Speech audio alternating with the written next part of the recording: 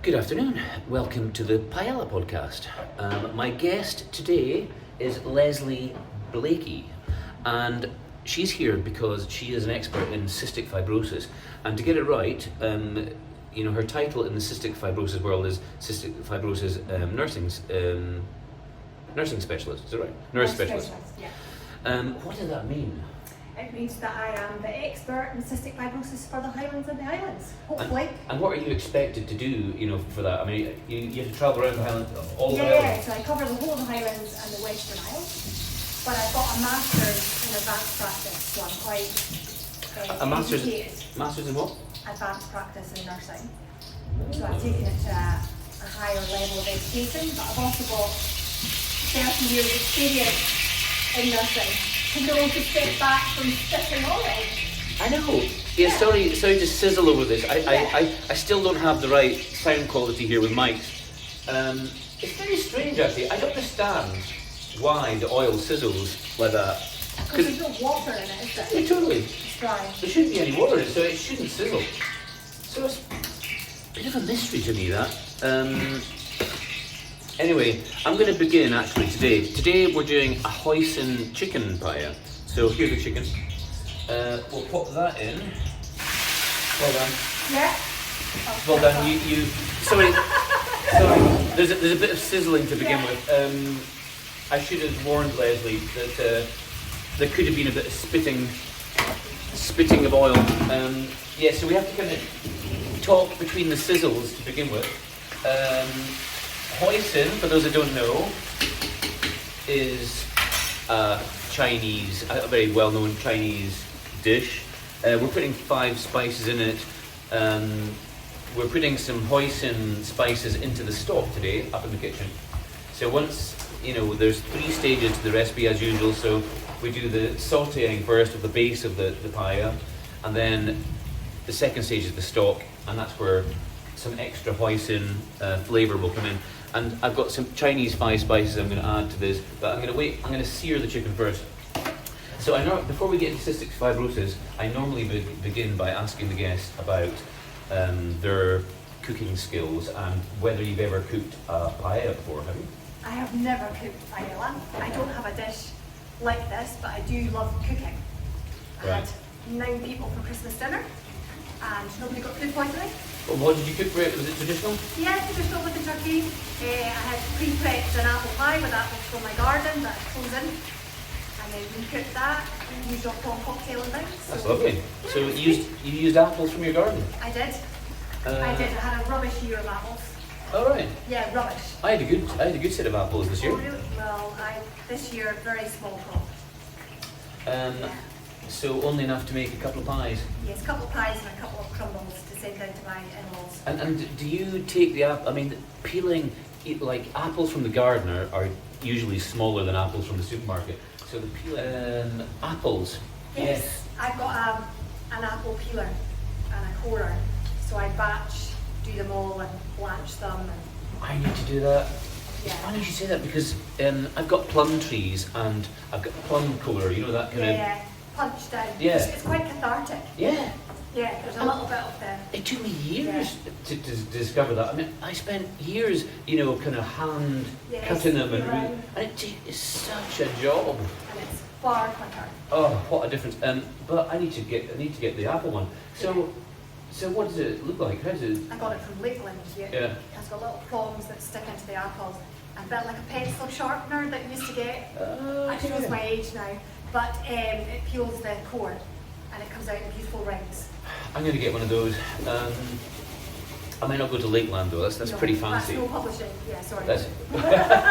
No, I don't mind what gets advertised, but I do think Lakeland. I'm very happy that Lakeland still have shops in this age of disappearing retail shops, but they do seem quite expensive. Yeah, I don't recall this being expensive, and it's probably the best little gadget I've got in the kitchen actually. Okay. Yeah. Okay. And a good cup of apples, can be a lot. That's a lot of apples. Yeah, I didn't have enough to make cider. Oh, I'd love to try that as well. Yeah, There was lots of people have said, "Oh, make cider," but you need a lot, right. and the trees didn't produce a lot this year. It's funny because this year I was told by a friend that the botanic gardens have got an apple press, and because the Botanic Gardens is now, I was going to say owned, I don't know if it's owned, but it's run by the council now. Yeah, so it becomes a public. Yeah, so because they're a public thing, they're now advertising for people to bring their own apples in, and you pay a certain amount of money to get your apples pressed. So I'm going to try that one of these years. Yeah. Yeah. I'd love to try cider. I find beer doesn't agree with me so much these days, and I'm convinced it's because of all the messing about with the crop. You know, the wheat being, I don't know, genetically modified, special pesticides. You know, who knows what. And I'm convinced that that's what is giving our guts a bad reaction to these kind of things. Whereas maybe the apple process is a little bit better. Yeah, possibly. Yeah, I'm not an expert on that to know if the beer's causing you an upset. Well, we'll come back to that because that's a definite topic of this podcast, is kind of health and fitness in relation to food. But now that we've got the main part, the sizzling out of the way, actually let's just do one more sizzle before we get into the serious business of cystic fibrosis. So Chinese 5 spices, I'll pop that in, and at the same time I shall pop in the base veg, onion and peppers basically is the base veg. And sometimes with a paella you might put in tomato as well, although I'm not doing that today. And I think, Orange juice? yeah, Nice. yeah, I'm trying to think for best effect if I add these just now or not. I think I will. I'm just worried about overcooking them. Quite nice when they've got a wee bit of a crunch. I'll maybe hold them back a wee bit. Yeah, I think so. And I think I'll maybe put in at this point the garlic as well. I don't like to be too quick off the mark with the garlic because I don't like it when it burns. And being a Spanish thing, we are pretty heavy on garlic. That's a lot of garlic. So That'll ward off vampires. that's right. There is a risk that you may not be kissed again today. So I'm afraid I probably ruined that for you. So let me just sizzle that in. There's not much sizzling on there, that's good. Looks like we've dealt with most of the water. Good. So, cystic fibrosis then. I suppose we should start by saying what is cystic fibrosis, because I was saying to Lesley when she arrived that I'm aware of it. I'll bet you everybody's aware of it. It's been around for a long time and I think it's actually quite well known. But I was speaking to a colleague here and they didn't know and I didn't know exactly what it is. I was trying to explain to her what it was and I don't actually know. So tell us. So it's a genetic life-limiting condition which affects probably 11,000 people across the whole UK, of which there's just under 50 in Highland, and it's a disease that never gives you a day off. So looking at this paella, if we were going to eat this and we had cystic fibrosis, their gut doesn't work properly, Right. so they'd have to calculate out how much fat is in the cooking process to then take digestive enzymes to match it. Okay. And within their respiratory system, which is the bit that people know about cystic fibrosis, it causes a defect in their, what we would call your bronchocili escalator. So from the little tiny hairs in your nose, right the way down to your lungs, your cilia should wave. So a bit like a concert where you get crowd surfing, Yeah. your lungs work like that. But in cystic fibrosis, the cilia are short and they don't wave. So anything and everything gets into the lungs. I'm familiar with that piece of the chat because, as I said to you earlier, my dad's a smoker, Yes. and his cilia are Flat. inactive, Yeah. as they are with all. I mean, if you're a smoker out there and you want to stop, that's a good little one to think about. Is that because you smoke, your cilia, those things that waft infections out of your tubes, You're almost there. to put it my way, they don't work. So that's a definite health issue there with smoking. Anyway, that's the same thing with cystic fibrosis. Yeah. So it's a multi-system disease. So if if you think about the genetic code that makes you you and me, there's bits of that code missing. So it means that the cells within the body don't work properly. So at the moment, there's not a cure. There are therapies to treat it, but not a cure. Right. And that's hard. So for families who get a new baby diagnosed, that initial journey can be awful. And the Leanne Fund, what they do is they help the families by helping them with support, with when a baby's born, they send out a little welcome package, welcoming their baby and showing them what the Leanne Fund can do to help. So that's kind of automatic, so that the hospital recognises that they've got cystic fibrosis, Yeah. and they contact you, and you then go to work on them. Yeah, yeah, and I look after all the children and all the adults. So that's great if they like me. It's not so good if they don't like me because they've got me for a long time. Such is the risk in life. Yeah, Always. but it means that because this is the only field that I work in, this is my passion. I make sure that they get everything that they need. Why do you think this is your passion? I don't know, sometimes in life you just know when things are right. And when I came back to the Highlands in 2005 and I started the job, I just knew, yeah, this is what I'm going to do till I retire. But I mean, Which isn't far away. I find that hard to believe. But you obviously started off as a nurse, and Yes. you said to me earlier that you'd done some specialised training in something. I can't remember what it was. Yeah, I've done advanced practice. Advanced practice, and so to begin with, you became a nurse. So you obviously you have that desire to do a caring job, let's say. But I'm trying to work out how that leads you into this particular niche. How did you end up in cystic fibrosis? I think it's about, because my background's intensive care, so a lot of respiratory work, but I think the thing that attracts me to nursing is taking people through a journey. So about like your journey of cooking the paella, you've got a starting point, a middle and an end, and then people enjoying the food. Yeah. So I guess what my role is helping people navigate through that journey. And then what the Leanne Fund does in the background is it also helps navigate that journey to take the edge off some of the financial pressures, to help them exercise, so they've got a get active part of their fund. So we'll do things like give people bikes, trampolines, hopefully that don't fly away in the wind, and things to just take that edge off it for families. Okay, I mean that's interesting. I like the way you put the journey thing. I mean, I'm a big believer in that. I think that applies to everything in life. It's that kind of thing that it's almost like life unfolds.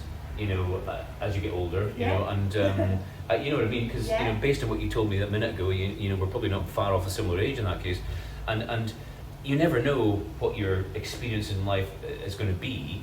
But as it happens, you begin to kind of go, well, I like that, I don't like that. Yeah. And you get a feel for what you're good at, what you're interested in, what you care about, and I think you need to develop a skill for kind of going, this feels right, and I'm going to lean into that. And it's and it's being able to listen to that thing about yourself, your own journey. And you've done that with your career, so you've somehow or other kind of ended up doing this. I hope it's not my cooking. No, it's the garlic. It's fine. Do you normally limit the garlic in your diet? I wouldn't put that amount of garlic in, but it's just giving me a little bit of a cough, but it's fine. Well, hopefully it'll taste, I'm sure, delicious. Well, absolutely. I mean, I'll cook it out. I mean, in that case, I'm quite glad I added it. I sometimes add it later than this. I sometimes add it with the rice. But because I've added it a wee bit earlier today, it'll cook it out more. It'll get rid of, because garlic when it's raw, can be quite potent and hot, and so maybe if I cook it out a bit more, that'll just help me. I'm on minimum heat, and I'm deliberately going slow with this, and I think if you can, just don't ever rush a paella. I mean, obviously I could turn the heat up and I could try and fry this faster, but I want to cook it through slower. I don't want just to cook it on the outside faster. I want to cook it through slower. Let it sweat down. Chicken be hard then on the outside. You did that. You had it crispy.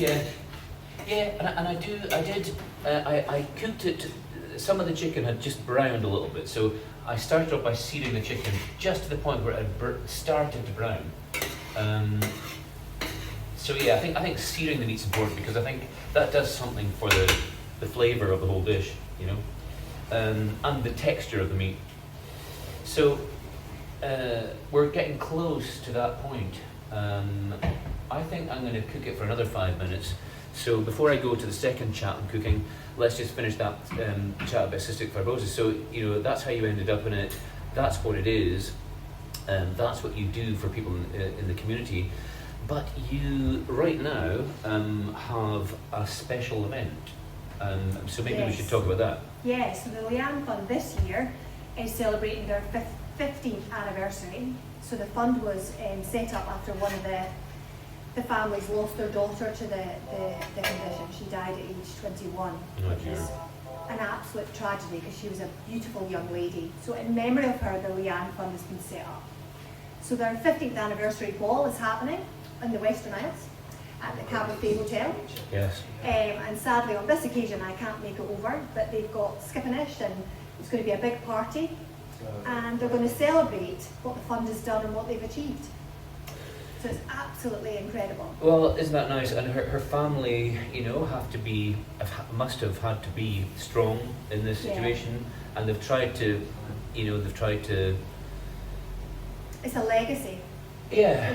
It's her legacy now that lives on that really makes that difference to people. They're trying to take something good from this. And dare I ask? I mean, Leanne. Is it normal for somebody to die so young? Yeah, so unfortunately the condition, we can't predict who's going to, you know, what that journey is going to be for each individual. Yeah. But over the last 10 years, there's been medications that have become available that made a big difference to people. So the life expectancy has increased and increased. So whilst that's good, there can still be, you know, they could get a bad infection or something happens that leads to them not being able to achieve their full potential. And is it the kind of condition where I immediately think of the kind of things that we learn about in the hospitality trade is we learn about extreme reactions to food. Of course, that tends to be our thing. Yeah. So, and I never think of cystic fibrosis as being in that. I mean, is it? But it could be, couldn't it? Could a cystic fibrosis sufferer have suddenly one day an extreme reaction to something? It would be more if they didn't manage their illness. So, like if they were having something to eat and they didn't take their digestive enzymes, they would end up with a really sore tummy. But in terms of antibiotics and taking anaphylaxis, if that's what you're leading to, like a big allergy, yes, that can happen. It can happen. Wow. So there. Yeah, because we use a bucket load of antibiotics. Right.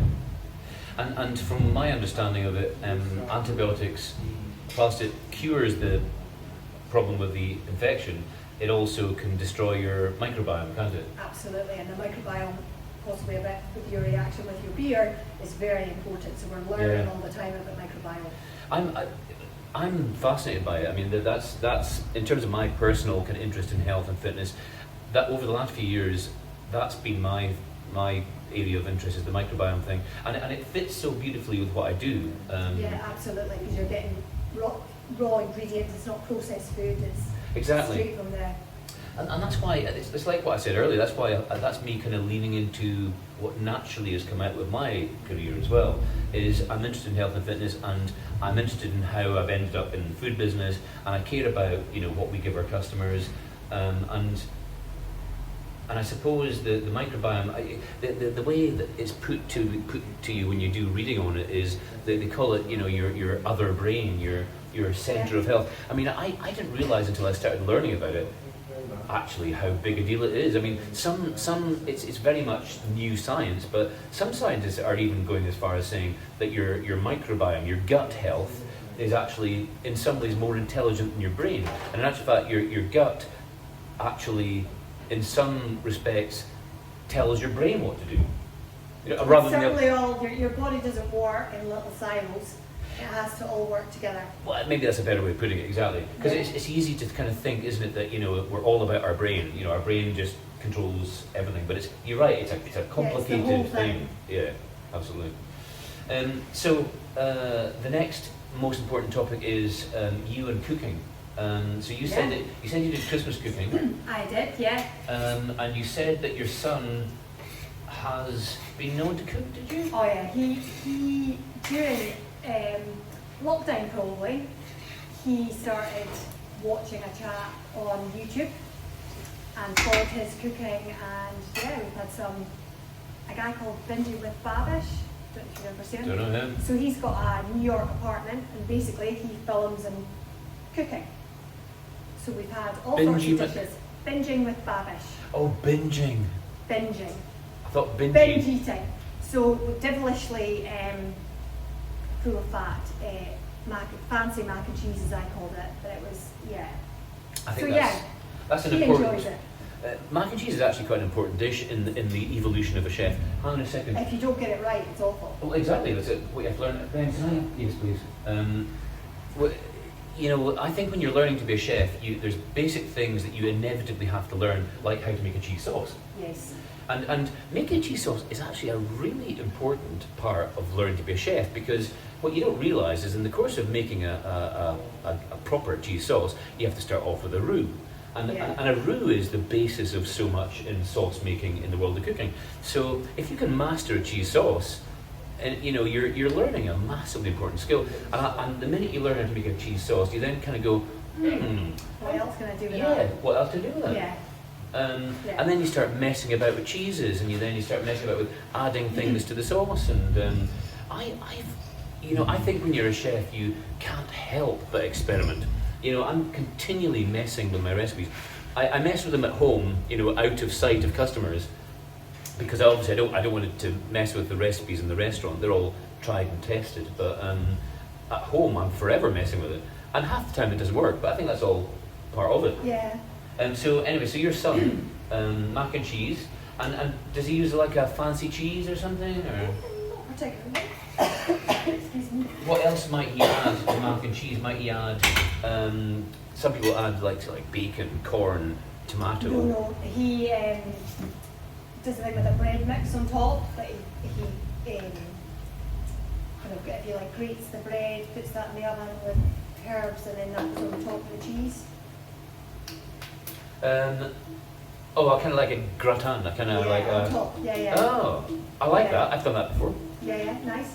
Sorry, I was slightly distracted there by the fact that I'm throwing in. This is. I'm throwing in some hoisin, some extra. I mean, we've already got hoisin flavour in this, but I tried this last time I cooked it, and so I'm going to do it again because it worked well last time. This gives it a bit of a punch. I mean, I'm using Sharwood's, but others are available. A hoisin sauce, a pure hoisin sauce added at this point, I found worked really well. Now you could, if you're buying a hoisin sauce like that, you could add it at any point. You could have it on the side at the end, you could pour it on the top at the end, you could mix it in at the end. I think just at the end of the sofrito, the end of the base, the end of stage one, I think this is a good point to add it. So just fry it in a little bit.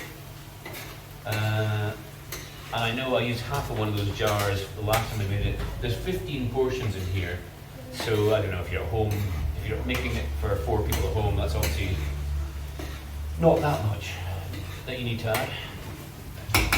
And then I'll add the rice. Give the rice a quick fry before the stock arrives. And the stock has arrived.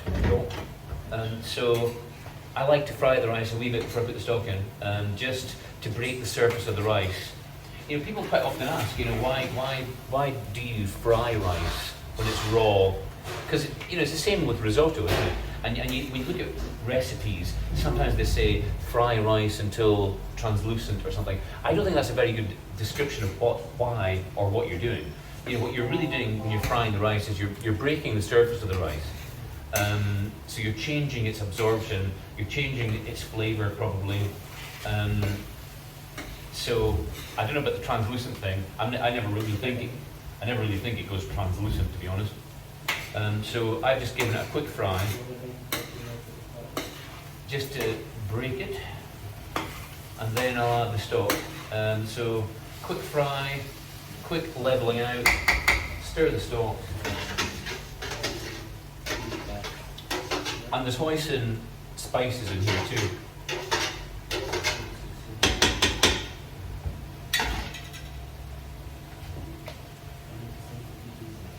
And all the usual paella spices are in here as well, like saffron powder. Because that's, you know, that's one of the things that makes a paella what it is, isn't it? Saffron, making it yellow, that's kind of a key thing. So I'm just going to level it out so the rice is kind of, you know, more or less on the surface or under the surface. Get it roughly even, but you don't really want to be stirring the dish like you would with a risotto. That's the important thing with the paella. Don't go stirring it up, because if you stir up rice, it releases starches and it goes gloopy, which is good for it's good for a risotto where you're going to be adding cheese probably and making it gloopy anyway. But paella is not supposed to be gloopy. So just leave it. So exactly, resist the temptation to stir it. I'm just leveling it out, trying to get the rice under the surface. The stock ratio is 2-to-1, so a cup of rice, two cups of stock. That's roughly it. But as long as the rice is close to the surface, it's fine. I mean, the rice actually, recently I've discovered that it's actually quite hard to undercook the rice. You know, so I'm less concerned about that than I used to be. You know, if the rice is close to the surface, even the process of steaming and heat there is pretty much enough. So that's roughly even. I'll throw the Mange 2 on. I think this looks nice. I think I've never used Mange 2 ever on a paella before. This is Thomas, the chef's idea. I rather like it. Nice, makes it look pretty. It does. I so often put peas on top of a paella. It's not that it's a traditional thing, it's just that I like to have something green on it, something fresh on it. Visually, I think it contrasts nicely with the reds and yellows of a paella. So I'm not going to add peas today because I've got this. So there's a load of Mange 2, pop that to one side, and then I'll leave that to simmer away for a while until the stock level goes down. And again, I'm not turning the heat up because I want to give it a bit of time.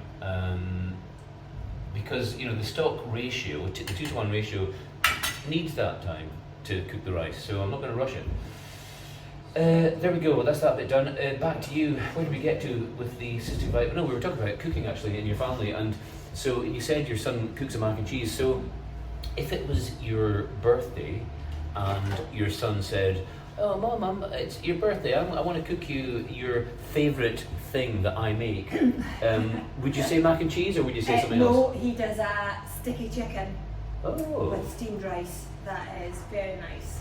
So it's like a General Tso's kind of chicken, but again, it's all about the prep. So he makes a marinade it's actually got vodka in it. And then the chicken's cooked in that, and then it's rolled in the batter and deep fried, and then there's a sauce that he then preps. I don't know what's all in the sauce, but there's garlic in it, and there's... Sounds delicious. It's very nice. In fact, people have asked him to bottle it, it's that nice. Yeah, sounds delicious. I feel like I want to have him on here cooking it. Because he'd get a bit sticky chicken paella.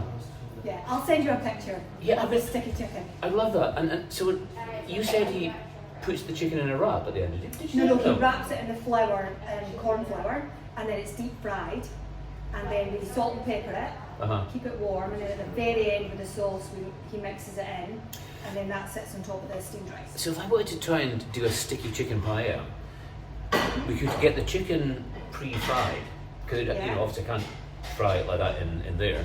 We could have the chicken pre-fried in its kind of corn flour batter. Yeah. It's just corn flour. It's not. Oh, now yeah. I think so. Yeah. There's a lot of corn flour pot when he makes it. He's cooked it before for I think there was maybe 10 or 12 of us for dinner, so he can. He sounds like he's got it worked out. You're asking me what's in the recipe, and I probably don't know, but it tastes delicious. How old is he again? He's 26. 26. So I'm now trying to place his cooking skills into his life, and I'm thinking 26, and he sounds like he's cooking quite a good dish there. Yeah. He's got his degree is in sports science and exercise. Okay, so he'll be into health and fitness. He is. He's about to study for his masters.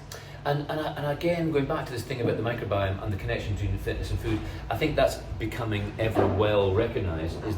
Is that food?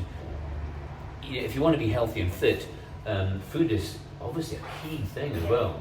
I think they should make more of that in school. I think so. I think it's a way to educate people, teach people how to cook a meal. Mm-hmm. People don't know how to do that. When I went off to university, my sister gave me a cookbook and it said how to boil an egg. Yeah.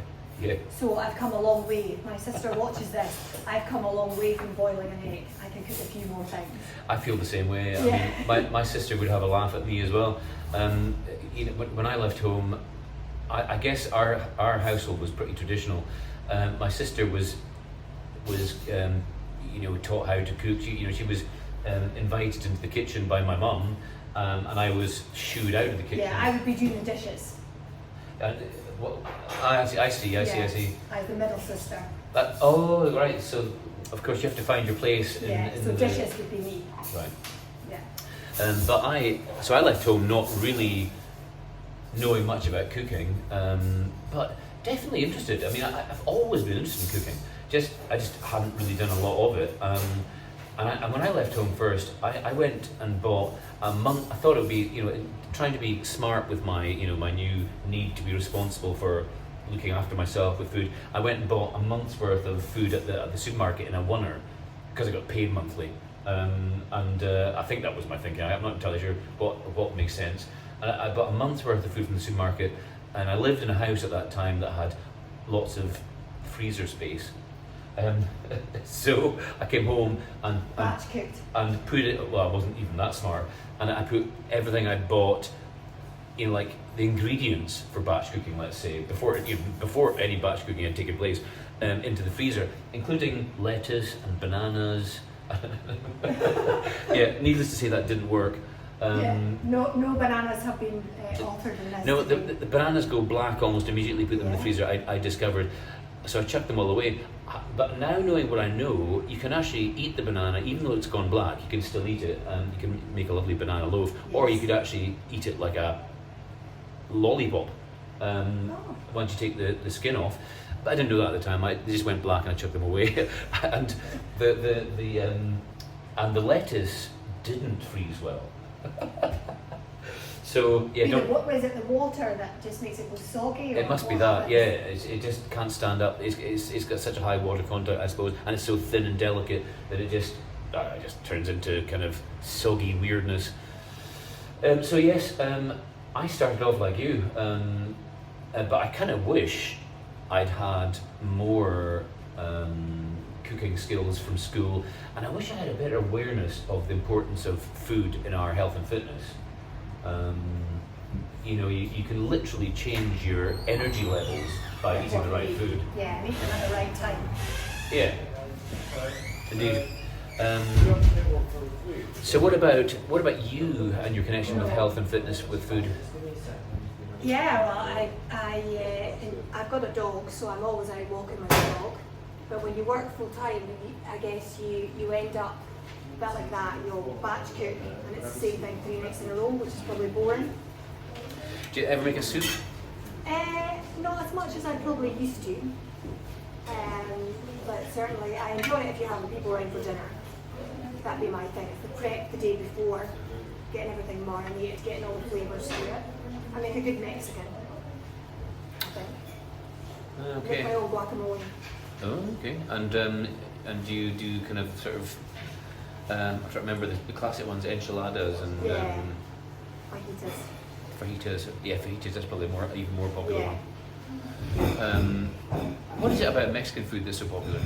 It's the flavours. Yeah, a little bit of kick. I think Scottish people really do enjoy spicy food. Yeah. Just generally speaking. Not overly to burn. Like I wouldn't have something that's going to make me sweat, but I like to taste the flavours. Mm-hmm.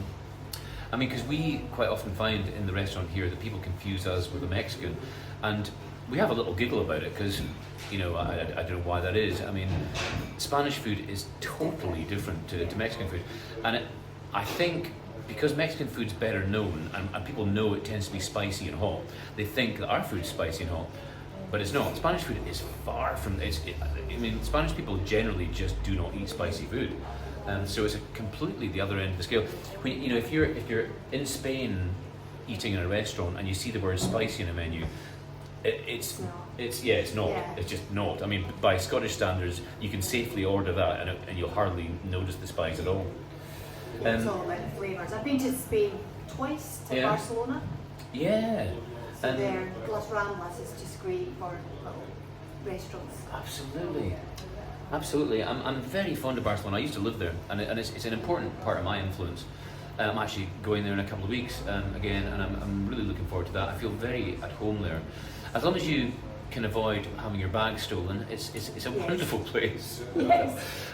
Having said that, when I lived there, my friends were giving me all the stories about, you got to watch this and watch that. I mean, they have proper professional thieves in Barcelona. It's like Oliver Twist days, and they target you in the most clever way. Apparently the risk of being hurt is lower than it is in this country, but so they'll find ways of stealing from you without hurting you, if that's any consolation. That's comforting. I guess we're not doing an advert for a trip to Barcelona. but the whole food scene in Barcelona is amazing. Food's good.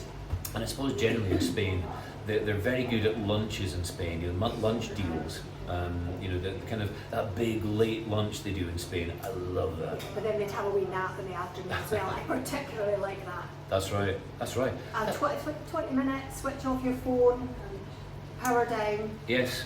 Good for you. When I think of Spanish late lunches, my mind automatically goes to the Camino de Santiago.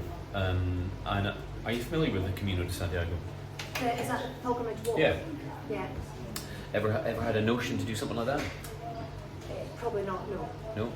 I've done that a couple of times, and I've got to say that's amongst the best things I've ever done in my life. I mean, it's really, I don't know, it's really good for you. You feel very healthy at the end of it. You've just hiked 800 kilometers if you start in the sort of traditional place in the French border. So you feel amazing at the end of it, but the whole community that you travel with, and all the food you eat as you travel across Spain, all these special pilgrims menus, you'd get, you set off at the crack of dawn, typically, so you get all your walking done by 3 in the afternoon, 2 in the afternoon. So you'd arrive in your destination, your hostel, check in, drop your stuff, and then go and find one of these big late lunches, and then have your siesta. What a joyous lifestyle it is. Yeah, it maybe has slightly more appeal than I thought. Which actually is connected to where I was going with chat. Anyways, what do you do to keep yourself fit these days? What do I do? Yeah. So I've got a trainer bike at home. I haven't been out on the road since I fell off my that bike. accident. Yes. Um, So I've got a trainer bike at home, so I use a virtual platform, so no animals or no bones are broken. I know, and I think when you get to our age, you're very injury conscious. When you're a teenager and you're 20s, you're so gung ho. Injury is just not even a thing. Yeah. When I did a skiing lesson when I was in my 40s, the guy said, "What are you worried about?" And I said, "What if I fall?" And he literally went push me over into the snow. So yeah, whereas the kids just go down it, zigzag, and I'm still at the top with my poles up high. I know, and some worried about falling. I'm sure you've seen, friends, kids that start skiing when they're, 4 or something, and and of course when you're 4, you don't really have very far to fall either. No, and you've got no fear. Yeah. Yeah. And you're kind of elastic. So yeah, I get all that. But I found that when I turned 40, all of a sudden I started getting injuries. I've always done sport and fitness and stuff, and all of a sudden I started getting injuries. And I can remember at that time my running was in a really good place, and I was aiming for my personal best sort of half marathon time and all that kind of thing. And then suddenly injuries happened, and it felt like my whole 40s was taken out with injuries, just one after another. So a decade went by where I just couldn't get fit adequately, you know. So, I mean, my son would probably say it's something about the stretching and the getting prepped for it. yeah, Probably we don't do enough stretching before we start something. yeah. And do bust or boom. And also, I think, you know, it's very easy to, if you've been a fit person all your life, it's very easy to get dragged into things that you don't do very often. So it's a little bit like the school sports scenario. It's like dad at the school sports pulling his hamstring. Yes. You know, you forget. Exactly that. You know, you forget that you're now a lot older than you were last time you did the school sports, Yeah. and your mind is telling you that, you know, you used to be quite a fast runner. I'm a generally fit person, so Yeah. off I you. was a Highland dancer, but asked me to do the flying now, that would be, yeah, you might have to give me a CPR at the end. So you did Highland dancing. Yes, That's quite good. And Yeah. was that in your work days? yes, in Wick, yeah, did all my dancing right up until my teaching, Oh, wow. and then stopped then once. Till you're teaching. Yeah, so did all your exams up to that point, and then by that point I was 16 and that wasn't my priority. Teaching Highland dancing. Yeah, I could have gone on beyond that. Okay. Do you think that I'm quite often I sometimes describe myself as the son of a kilt maker. I had quite a I had quite an upbringing in terms of, you know, kind of all these things, Highland dance competitions, pipe band competitions, Yeah, love it. Ceilidhs, Highland games, clan gatherings, all of that stuff. I was endlessly. I was in a pipe band myself, and I'm quite interested in what the state is of that culture in Scotland now. You know, do you think Highland dancing is? I think it's become very expensive. Yeah. Yeah, so certainly the families that I know that have kids doing it, everything's expensive, from getting the kilts, from the classes, and that might put people off because they prioritise something else. But then, And it's a shame. yeah, absolutely. I think it's important. I mean, it's you know, sometimes you find yourself having a debate about the importance of our culture that we inherit, and, you know, how hard should we fight to keep it alive. And it's like, you know, you could for example, talk about the Gaelic language. You know, people quite often say, well, you know, should we be investing so much effort in keeping the language alive? I think we should. Absolutely. My brother-in-law is a gold medalist at the Mod, so very much so. The Gaelic language for them is really important, and I applaud it. I can't speak it. I can ask if you want a tea or a coffee, but that's about it. I'm the same. I can't speak either, but I think it's lovely. I wish I could. Yeah. And I think there's lots of people our age that kind of wish they could. I think Yeah. I think there's something that happened. You know, when I was at school, you could speak Gaelic if you know, there was I think from primary 6 onwards in Inverness, Yeah, somewhere it's about there. medium. Yeah, so you could choose to do Gaelic classes. Yeah. But my parents left it to me, as I'm sure most parents did. And for a kid, you know, you're not going to vote for more work, are you? No, you So- take the easy path. So you're kind of go, well, why would I want another subject to learn? So Yeah. so I didn't. But kind of wish I had. Right. Let me show you this. The paella is now at the lid stage. So Smells delicious. it does, doesn't it? I'm happy with that. The stock is now down to the edge. Have a look. With my dodgy equipment, I'm slightly concerned about it all falling to bits. So I'm going to turn this off and put the lid on. Put my giant lid on. A lid to fit every pan size. So what you do is, when the stock gets down to that level, turn the heat off and let it finish by itself. In Spain, they have a technique where they aim for the suckerat, as they call it, and that's when you sort of deliberately cook it out so that all the stock's cooked out, and you toast the bottom of it. But we don't, you know, restaurants don't do that kind of thing. So Don't peek the lid off at anybody, just leave the yeah, lid. best leave it, because you want to build up the steam under there, and it also kind of cooks the top of it a bit as well. And at this point, when we're in our last 10 minutes, I normally talk about wine. Do you ever drink wine? Not very often now, actually, to be honest. Well, let's just imagine your son's cooking yes, sticky imagine I was chicken. drinking wine. No, I would tend to be the driver. Okay. So, well, on one of those rare occasions that you drank wine, where would you normally start? Would you, if you went into the wine shop, where would you Oh, start? I definitely have white. White. Yeah. Okay, in that case, I think I know what I need. Susanna behind the bar there, she's not trained up on wine yet, she might not know this. I need a white wine by the bottle. I think, I can't remember the name of the one, the name of the one that I need. Let's go to the bar, so that we can do a little wine experiment here. So Ben, I need a couple of glasses and a bottle of wine for this for this paella. Buy the glass. I don't want to open a bottle especially. What's the blue label one there? I forget the name of it. This one, the Verdeco. Oh, is that Verdeco? Is that a buy of the glass? Yeah. Yeah, well, let's go for that. Verdeco, that'd be perfect. Verdeco, I think I'm right in saying, is an indigenous grape to Spain. There is an astonishing amount of indigenous grapes. I think we only know the popular varietals. Are you wanting? I'll pour it all over here. I might need another bottle. Oh no, that's enough. We're only having a sip. Okay. We're only having a sip. Because we're driving and we don't want to get carried away. So I'll just pop this over here. Like so. Oh man, I can't get it to stand up. I'm stuck with my dodgy stand. Must get a new tripod.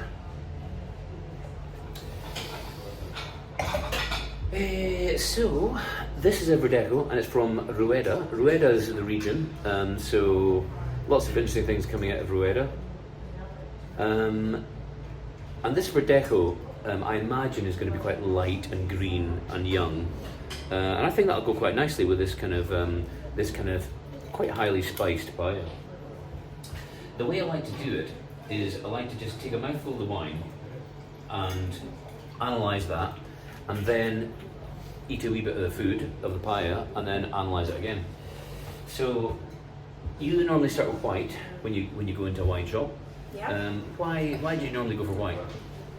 Probably because when I was pregnant, I was really unwell with red wine, so I've never drunk it since. Interesting. Interesting. I'm obviously I've heard about all the kind of cravings and funny reactions to food that happen when you're pregnant. Quite often people say, I don't ever drink martini because it was like the first thing I got drunk of, Yes, or something. that kind of aversion. But no, I would tend to go with white. Okay, and do you have any? So you go into the shop, you look for the white wine area, and then what's the next part of the white wine area you look for? So quite often like a New Zealand Sauvignon Blanc. Oh, okay. Yeah, would be my kind of first look probably. I'd look in the New Zealand wines. And you see that I think that's good. I think Sauvignon Blanc is actually currently the most popular white varietal of grape, so it's a really popular style. And do you have a feeling about why you like that style of wine? What is it about it? Well, I've been to New Zealand, so it's that kind of Yeah. nostalgia kind of moment. Yeah. I've never been to New Zealand. Have you not? No. Oh, it's like Scotland. On steroids is what I hear. It's just Yeah. awesome. And the people are so friendly. It's funny, I had a wee chat with Casey that works here that you met earlier, and we were talking about, if you emigrated, where would you go to?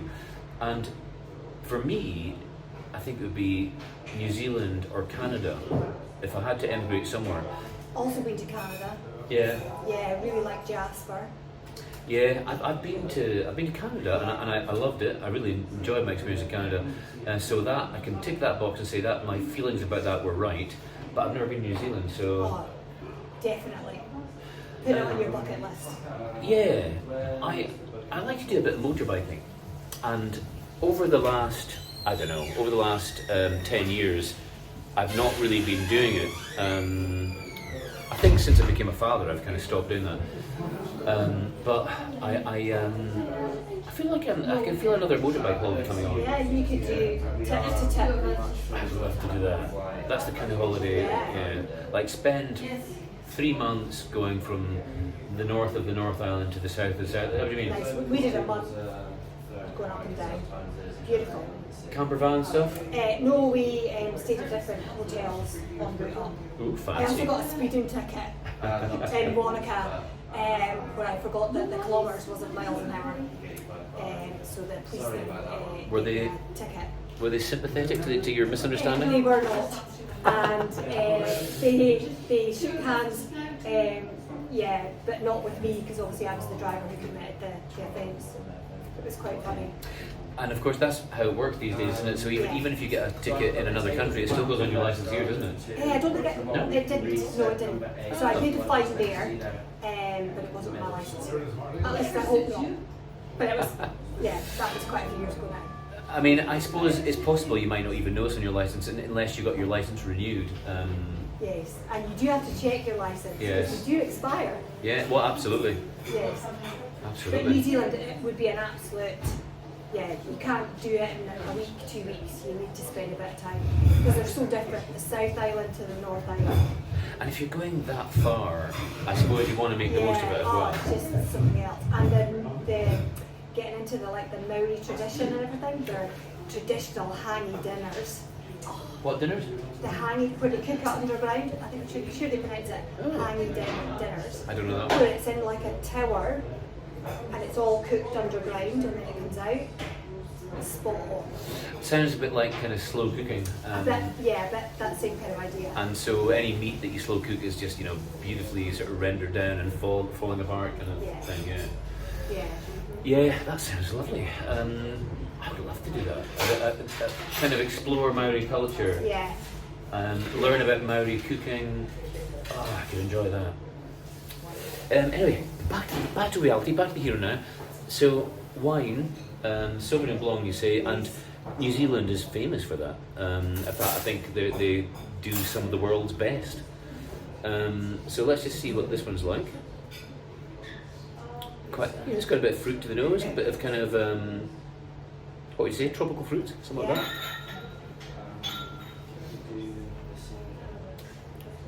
Yeah, as I expected, it's nice and light, quite dry, a little bit of fruit, quite easy.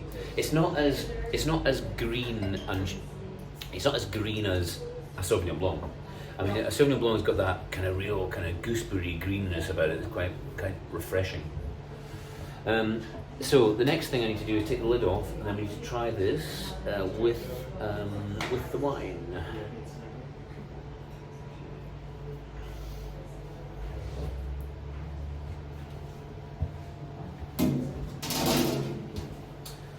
And also, we'll get an interesting kind of moment to find out if the mange tout is cooked right. That was a bit of a guesswork there, so we'll see how that goes. And the thing about a paella is you want it to be thin and wide. You don't really want the dish to be very deep, and that's why a paella pan is the shape it is. It's designed to be a thin, wide based dish. Because rice, if you cook a rice dish and it's too deep, there's a kind of a latent heat within the rice that makes it overcook rapidly. If you've ever left rice in a pan, it goes to mush in no time. Oh yes, yes. So this shape of pan, and if you do cook it thin, that prevents that from happening. It keeps the rice with a little bit of bite to it, or for a bit longer at least. Anyway. I've got a rice cooker at home. And we'll stick a few of these mange tous on top for effect, and we'll have a little bit of lemon.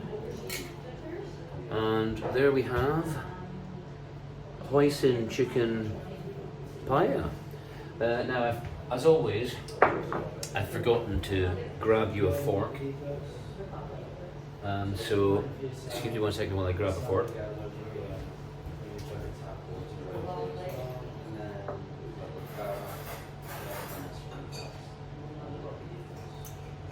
Didn't expect to be getting fed today. It's lovely. Yeah, I don't think I warned you about that. Yes, that wasn't in the That's part of the preamble. deal. I mean, lovely. So you get a free lunch. In fact, you know what I should have done is I should have asked you to invite colleagues along with you as well. Had I been more organised. If I'd known, I should have brought my son to tell you all about his sticky chicken. Indeed, that would have been good. Well, next time. So I'm going to do the same. So would you squeeze a lemon on top? Yeah, I'm very pro lemon use. You know, again on health grounds, but also on the grounds of lemons are nature's own flavour enhancer. So they add a contrast and an acidity to food that enhances the flavour of it. And you know, lemons are a natural disinfectant. It's not exactly the word you want to use in relation to food, but they are, and it's a heck of a, and it's a much better than all the artificial additives that you get. And as you've seen, you know, this paella has been cooked in front of your very eyes. You know, this is all cooked from scratch and healthy. Now let's see if the hoisin work. I'll get a bit of chicken.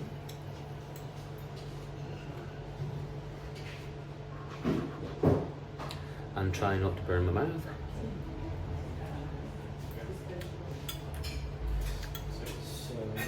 Yeah.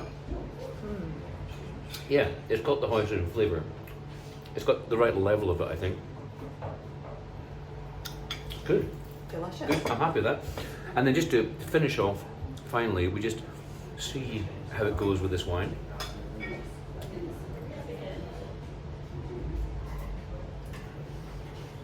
The wine should work quite well because it's, you know, it is light, dry.